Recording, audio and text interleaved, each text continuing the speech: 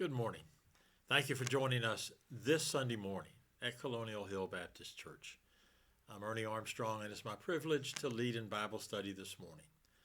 Today is the first Sunday in June, and thus we start a new quarter of study.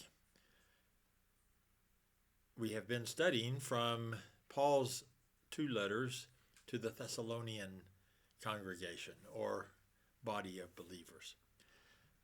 Now, today, we go back, if you will, to the Old Testament. And this quarter, we will also study two books. As last week's or the last quarter's lessons were 1st and 2nd Thessalonians, as our Bible, as somebody categorized them in our Bible. This quarter's lessons will be from 1st and 2nd Kings. That said, they are really just one book.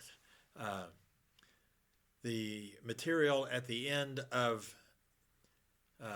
First Kings just flows directly into the beginning material of Second Kings. So let's try to get some contextual understanding as we get into this quarter-long study from the Old Testament. Who writes 1st and 2nd Kings? And when did he write these? I would probably say these two books, but really it's one book. And who's he writing to? What's his purpose? Some of the material, in fact, today's lesson, where we will start in chapter 3, but we're going to reference chapters 1 and 2 just quickly. They talk of Solomon. Our First Kings essentially begins with the impending and then death of David, King David, and David's appointment of Solomon to be his successor. Solomon is the second male child anyway. I suppose it's possible there's a female child, but I don't believe there's any reference to same in the Bible. The first child born to Bathsheba, to David, King David, and Solomon's mother, Bathsheba, you might recall, died shortly after birth. David went through the grieving process while the child was ill, praying to God to save the child's life. That's a different story. It's not in 1st and 2nd Kings, and so I won't spend any more time on that. Solomon is the second male child of David and Bathsheba. David had other wives and other children. Solomon is not the first or the oldest child born to David. Abijah is the firstborn child. And he kind of thought that he should be the successor to David. God had essentially chosen the kings of Israel, and he does so again. He chooses Solomon, not Abijah. And so chapters 1 and 2 tells us that David is about to die, that Abijah wants to be king, that David is talked to by Bathsheba and Nathan, the prophet, and he instructs his administrative staff to name Solomon as the king. And that's our setting. So when was this book written? Most of the material that I have read and studied for today's lesson says or say it was written around 560 BC. But it covers the time from David's death, 970 BC, and Solomon's being appointed as the king, roughly 970, until the Israelites and those from Judah are in captivity, in exile in Babylon, the Babylonian exile. Probably in order to be have a factual basis, the book is not written until the end of the book, around 560 BC. The author is unknown, but the author, or at least during the writing of the book of 1st and 2nd Kings, there are references to I'm trying to find my notes that say it. Here we are. There are references in 1st and 2nd Kings to other sources that furnished factual information. Those essentially 3 other books. One, the historical record of Israel's kings. You can find that reference in 1 Kings chapter 14 and 2 Kings chapter 15. Also, the historical record of Judah's kings, 1 Kings chapter 14. You'll find that reference. And then also a book of Solomon's events, which is referenced in chapter 11 of 1 King. And so just by making those references, we get a foretaste of what is to come, what this book is about. It is largely a historical account of God's chosen people, which once was called Israel, and how it divided into 2 kingdoms, a northern kingdom which kept the name Israel, and a southern kingdom comprised primarily of the tribe of Judah and Benjamin. So if it's written in 560 BC, and it's while the Israelites are still in captivity in Babylon, some suggest that the primary purpose is to provide encouragement and a historical reference to those Israelite survivors 400 years after after David dies and Solomon is made king. Our lesson today is, as I mentioned, found in chapter 3. We'll go through verses 15. Mention that there are 5 major themes in these books, or this book, 1st and 2nd Kings. One deals with Solomon's reign as the wisest, richest king of the time, maybe ever. Also, what happens upon his death.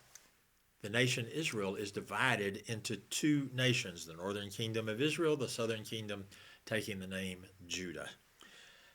We also see the ministries of Elijah and Elisha, and we will have some lesson material through this quarter that talks about Elijah and Elisha.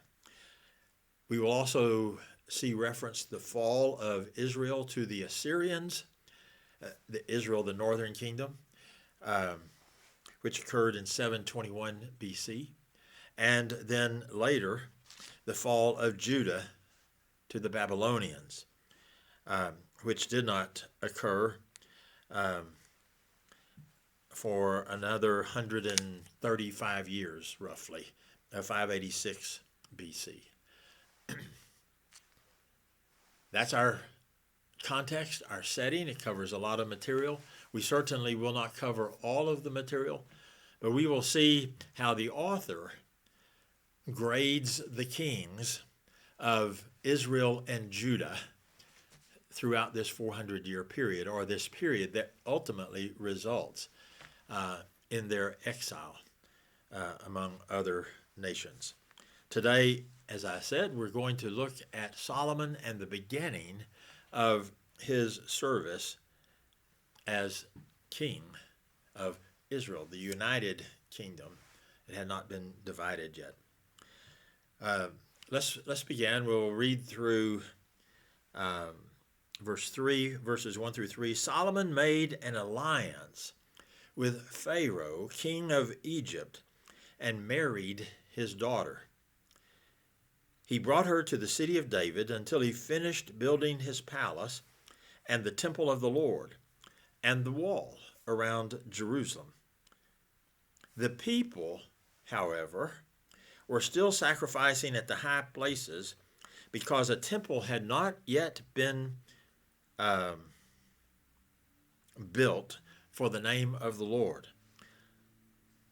Verse 3, Solomon showed his love for the Lord by walking according to the statutes of his father David, except, that's a big word, except that he offered sacrifices and burnt incense on the high places. Now let's look at those 3 verses real quickly. They're not really our main focal verses, but they are certainly important.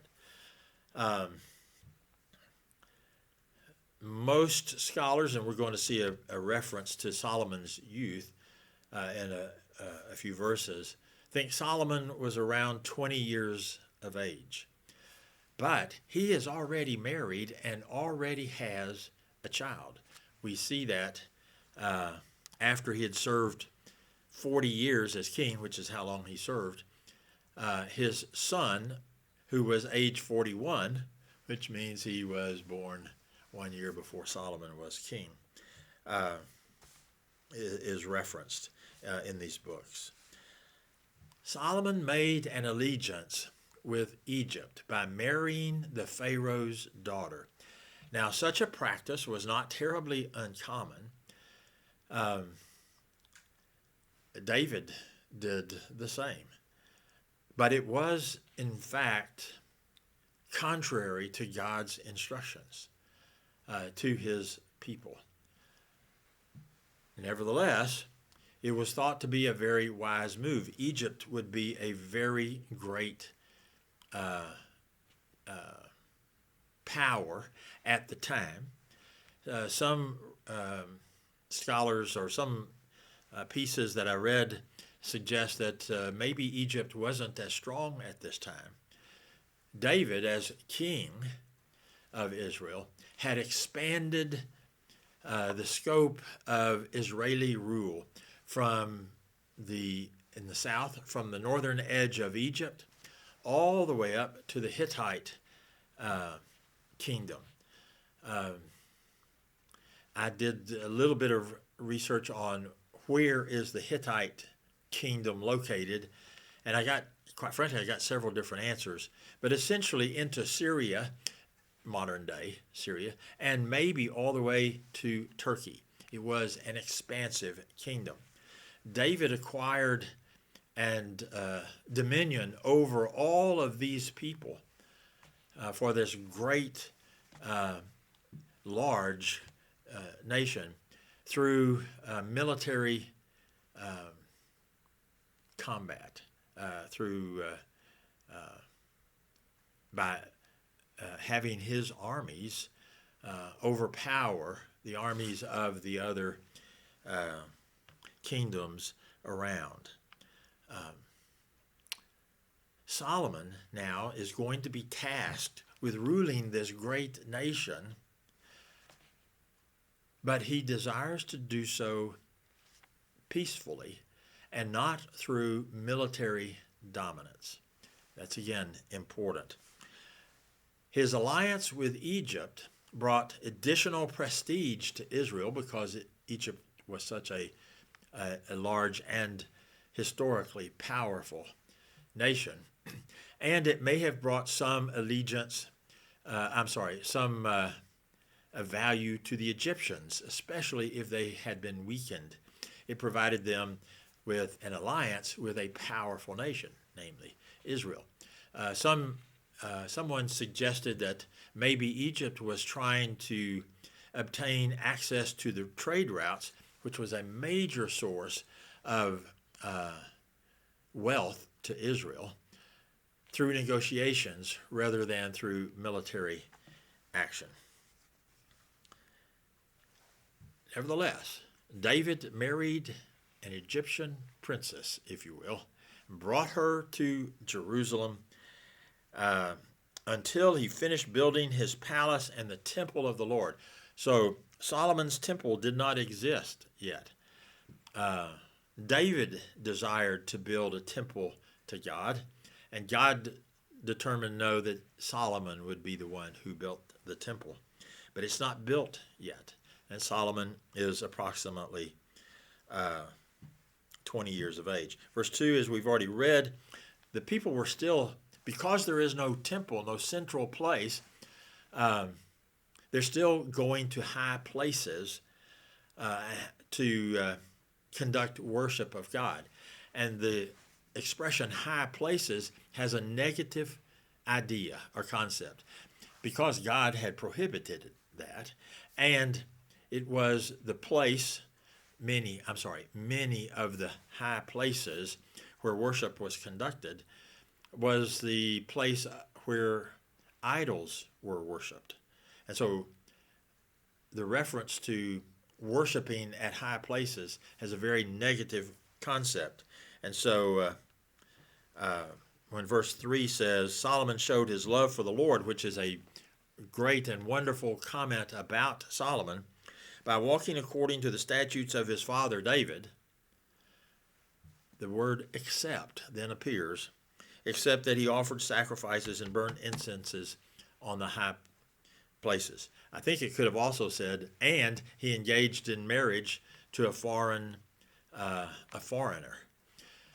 It's not a part of today's lesson. We will study it as we get over at least to chapter 11, where Solomon, who God is going to call in just a couple of verses, the wisest man. Nobody has been wiser than God will make him, and nobody ever will. He nevertheless falls into folly by taking on more and more foreign women as either wives or concubines, and opens himself up and his administration, if you will, and his people to the worship of idols. Let's look at verses, let's go to verse 7, 4 through 7. The king, that's Solomon, went to Gibeon to offer sacrifices, for that was the most important high place. And Solomon offered 1,000 burnt offerings on that altar. Now, first of all, offering 1,000 burnt offerings tells us that Solomon is already extremely wealthy. But it also tells us of an effort to worship God even to the extreme, I might say. And he did so at Gibeon. Gibeon was a high place. That is an elevation in the land. There are hills and mountains in Jerusalem, in Jerusalem, but also Israel. The tallest one, as I recall, I'm going from recollection, is 3,200 feet high. So it's not a great mountain. They're hills. Jerusalem is built on 7 hills. Gibeon is 7 miles north of Jerusalem on a high place. Now, why did he go there? Well, it was the most important place, says this verse, but it is also a place where the tabernacle, remember the tabernacle is the tent, if you will, that the Israelites built in the desert during their wanderings because it was movable. But they could worship God in the tabernacle, and God would reside and speak to them from the tabernacle. But the Ark of the Covenant was not kept in the tabernacle. It was kept in Jerusalem. So a little bit of a divided worship scenario, which we are going to see in these verses as well. Verse 5, at Gibeon the Lord appeared to Solomon during the night in a dream, and God said, ask for whatever you want me to give you. Wow. That night, after Solomon apparently has made these animal sacrifices in worship to God, God takes note and appears to Solomon in a dream. God is going to appear to Solomon at least 2 more times in a dream. But after Solomon, there is no other record of God appearing in a vision or a dream to any other Israelite or king of Judah anymore. So anyway, but there had been other references to God appearing by vision. There are references to God appearing in the New Testament through visions. Mary, the mother of Jesus, Joseph, the father of Jesus, they had visits. They may not have been dreams. They may have been actual visits. But nevertheless, God appeared and asked an amazing question to Solomon. And the question, it's a statement and then a question. He says, the New International translates it this way, ask for whatever you want me to give you. Some translations say, ask, what do you want me to give you? There's the question. Some would say, man, I wish God would ask me that question. I ran across several references to Jesus saying, ask and it will be given to you. So we also have been provided with an opportunity to ask. And that's what God gives to Solomon. Ask, what do you want me to give you? Let's read verses 6 and 7. Solomon answered, you have shown great kindness to your servant, my father David, because he was faithful to you and righteous and upright in heart. You have continued this great kindness to him and have given him a son to sit on the throne this very day. Now, verse 7, O Lord my God, you have made your servant king in place of my father David. But I am only, this is the New International, but I am only a little child and do not know how to carry out my duties. So Solomon responds to God, and we've left out the next verse, with a great response. He praises God for his relationship with Solomon's father David, so much so that God has granted David a son to take the throne. Forget for a moment that they did away with Abijah, who was the firstborn. But also remember, God is the one who's choosing the Israelite kings at this time. And he says, Solomon further says, you have blessed me, I'm paraphrasing, you have blessed me by sitting me on the throne in place of David, who was, of course, the greatest king of all Israel, even in spite of the wealth and wisdom of Solomon, who followed. But he says, I'm only a child. Some translations say, I'm only a little boy. Some translations say, I'm only a youth. Well, most of the material that I read says this is somewhat of an exaggeration for effect because Solomon is 20 and he's already married and already has one child. But compared to his father David and the task before him to rule this great nation, he is experientially just a child. And so he asks, he is going to ask God, based upon that, in answer to God's question, what do you want me to give you? And so we read verses 8 and 9. Your servant is here among the people you have chosen. Oh, hold on. I want to, the end of verse 7. But I am only a little child and I do not know how to carry out my duties. Some translations you might read say, I do not know how to go in or come out, or come in and go out. It just means I'm not administratively experienced. Your servant is here among the people you have chosen, a great people, too numerous to count or number. So Solomon is again praising God. You chose this people, Israel, and they are a great people. Therefore, you are even greater. So, verse 9, here's his request. So give your servant a discerning heart to govern your people and to distinguish between right and wrong. For who is able to govern this great people of yours? It is an attitude of humility. It is saying, nobody is able to do this job. I'm not, but I've been tasked with the task. And so I ask you to give me a discerning heart to govern the people.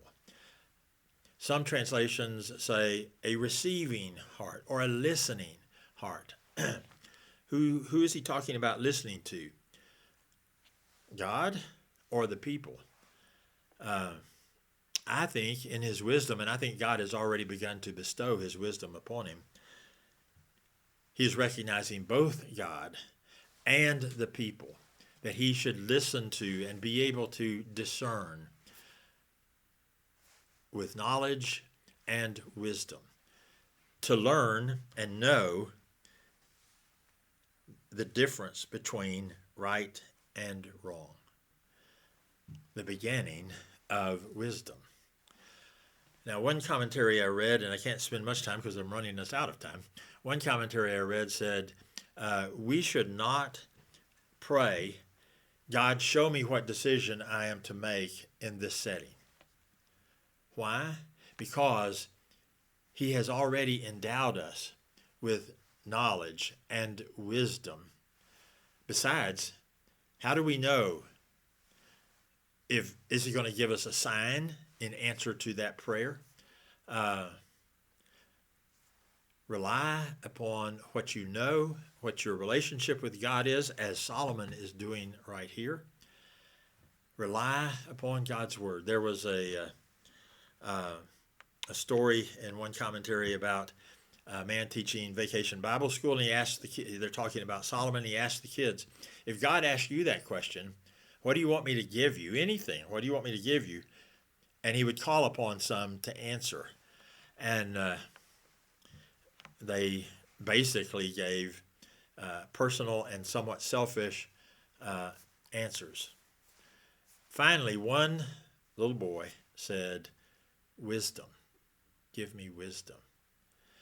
And the teacher said, that is correct. That is the correct answer. That's the answer Solomon gave. And so afterwards, another little boy asked the one who said wisdom, how did you know that was the right answer? And he kind of puffed up his chest and said, I go to Sunday school. He studies God's word even as a child. That's what we should do. Verse 10 through 15, the Lord was pleased that Solomon had asked for this.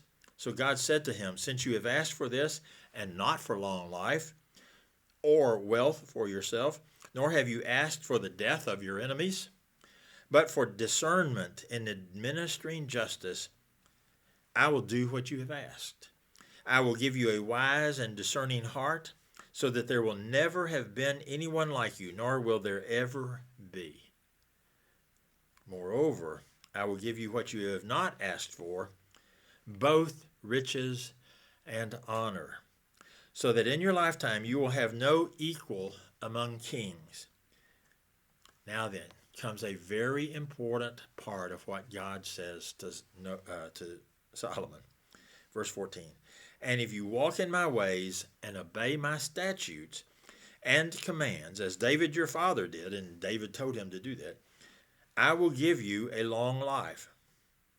Then Solomon awoke and realized it had been a dream. So he returned to Jerusalem, stood before the ark of the Lord, some would say the ark of the covenant, the ark of the Lord's covenant, and sacrificed burnt offerings and fellowship or peace offerings. Then he gave a feast for all of his court. He then thus included everyone in this new reign that God had bestowed upon him, and he's going to do it with a discerning heart and wisdom, obtained by following the commands that Moses had given the people from God.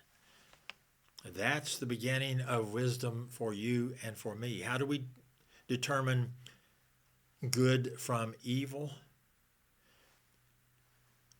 We don't go to a chapter in the Bible that says these are the things that are good. We don't go to a chapter in the Bible that says these are the things that are bad.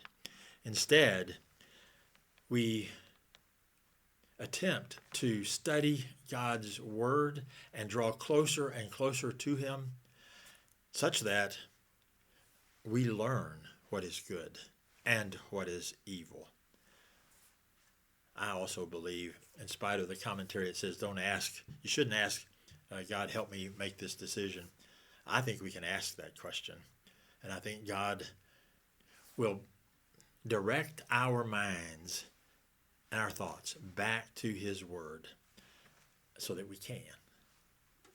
Well, an interesting start to our study of 1st and 2nd Kings. I thank you for being with us and joining in this study.